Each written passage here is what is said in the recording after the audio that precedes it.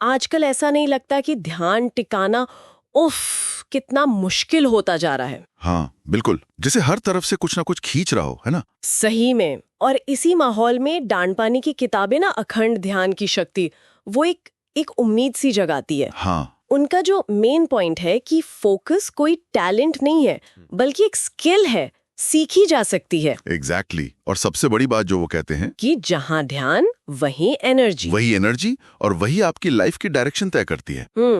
तो आज इसी पर बात करते हैं, समझते हैं कि इस स्किल को साधा कैसे जाए। ओके, चलिए इसे खोलते हैं। बिल्कुल। तो देखिए, डांडपानी की जो पहली सबसे जरूरी सीख है वो मन को समझने से जुड़ी है। अच्छा। वो कहते हैं आप मन नहीं है, आप मन का इस्तेमाल करने वाले हैं। ये सोचना ही अपने आप में मतलब एक बड़ा शिफ्ट है। हाँ ये तो है, क्योंकि अक्सर हम मन को दुश्मन समझ लेते हैं कि इसे बस कंट्रोल करना है। हाँ, उससे लड़ते रहते हैं। लेकिन अगर इसे एक टूल समझें, एक औजार, तो सवाल बदल जाता है। फिर सवाल यह है कि इसे ठीक से चलाना कैसे सीखें। बिल्कुल, मतलब लड़ाई छोड़कर ड्राइविंग सीट पर आना सीखना। और ध्यान, जैसे किताब में बताया है, वो कोई बहुत रहस्यमयी चीज नहीं है। नहीं, बिल्कुल नहीं। वो बस अपनी चेतना को, अपनी अवेयरनेस को एक जगह टिकाने की प्रैक्टिस है।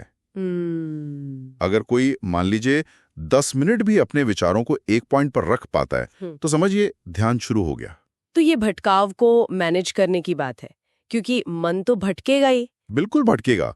उसे एक्सेप्ट करना है और धीरे धीरे, मतलब नरमी से उसे वापस लाना सीखना है। ठीक है, तो ये नियंत्रण ये अभ्यास से आएगा। हाँ, अभ्यास ही सब कुछ है। जैसे जिम में मसल्स बनती है ना, वैसे ही ध्यान का अभ्यास हमारे फोकस को मजबूत करता है। अच्छा। डांडपानी का लॉजिक बड़ा सिंपल है कि भाई जिस चीज पे आप ध्यान दोगे ना, एनर्जी वहीं जाएगी और वही चीज फिर आपकी लाइफ में ग्रो करेगी। इसीलिए रोज प्रैक्टिस जरूरी है। हाँ बिल्कुल। तो फोकस असल में जिंदगी को दिशा देने का पहला कदम हुआ, कह सकते हैं। और इसका अभ्यास भी, जैसा आपने कहा, मुश्किल नहीं लगता। मतलब शांत बैठो, कोई एक चीज चुनो, सांस, कोई शब्द या मोमबत्ती की लौ। हाँ, कुछ भी। और जब मन भटके, जो कि भटकेगा ही, तो बिना गुस्सा हुए, बिना फ्रस्ट्रेट हुए, बस धीरे से ध्यान वापस ले आओ। एग्जैक्टली। बिना झुंझलाहट के ये वापस लाना ही, यही असली कसरत है।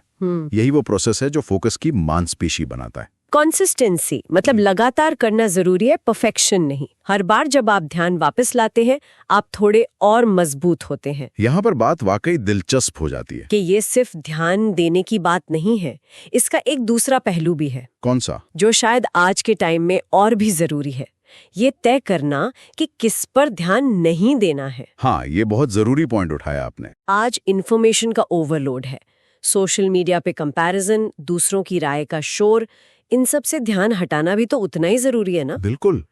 फोकस सिर्फ हाँ कहना नहीं है, बल्कि सोच समझकर ना कहना भी है।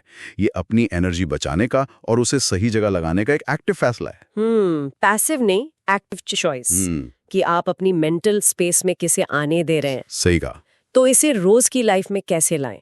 काम में तो शायद टाइम ब्लॉकिंग जैसी टेक्निक काम आ सकती है। हाँ, वो प्रैक्टिकल है। मतलब दिन के शुरू में ही जरूरी कामों के लिए एक डिस्ट्रैक्शन फ्री जोन बना लेना। बिल्कुल, टाइम सेट कर लेना कि भाई इस वक्त सिर्फ यही काम।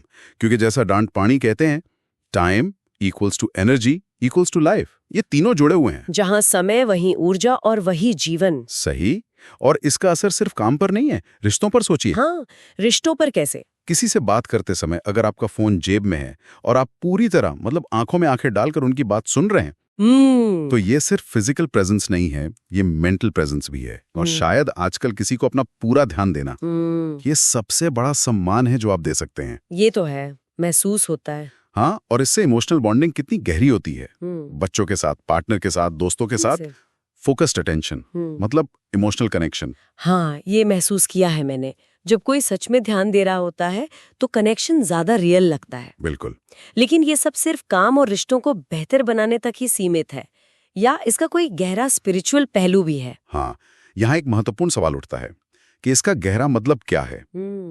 डांडपानी के लिए ध्यान असल में सेल्फ एक्सप्लोरेशन, मतलब आत्मा अन्वेषण का दरवाजा है। अच्छा। वो कहते हैं कि ध्यान के अभ्यास के बिना आध्यात्मिकता या स्पिरिचुअलिटी सिर्फ किताबी बातें हैं, थ्योरी है, एक्सपीरियंस नहीं। रोजाना कुछ मिनट का ऐसा टाइम निकालना जब कोई बाहरी चीज आपको डिस्टर्ब ना करे, कोई फोन नहीं, स्क्रीन नहीं, शोर नहीं, ये आपको अपने अंदर झांकने का मौका देता है। जहां असली शांति मिल सकती है। हाँ, जहां शायद सच्ची समझ और शांति मिल सकती है।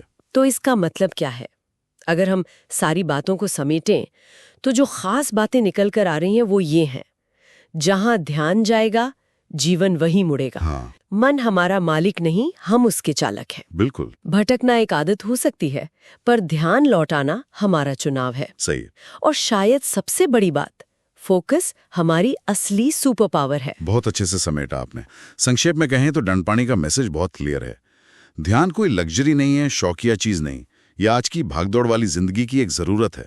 जरूरत, हाँ। रोज सिर्फ 10 मिनट का भी फोकस्ड अभ्यास जीवन की क्वालिटी में बहुत बड़ा फर्क ला सकता है। यह हमें ज्यादा क्लियर सोचने, बेहतर फैसले लेने और अपनी लाइफ को ज्यादा मकसद के साथ जीने में मदद करता है। तो हमने देखा कि ध्यान वाकई एक ऐसा स्किल है जिसे कोई भी सीख सकता है, डेवलप कर सकता है, और ये हमारी जिंदगी के लगभग हर पहलू को छूता है। काम, रिश्ते, हमारी अंदरूनी शांति। हाँ, और जाते जाते श्रोताओं के लिए दंडपाणी का ही एक सवाल छोड़ जाते हैं सोचने के लिए। बताइए। वो पूछते हैं, अगर आप खुद को ही कंट्रोल नहीं कर सकते तो आप दुनिया में और क्या नियंत्रित करने की उम्मीद रख सकते हैं? गहरा सवाल है। हाँ, ये सवाल सेल्फ कंट्रोल और ध्यान के बीच जो गहरा कनेक्शन है ना, उसकी तरफ इशारा करता है। इस पर सोचना शायद हम सबके लिए फायदेमंद हो। बिल्कुल, सोचने वाली बात।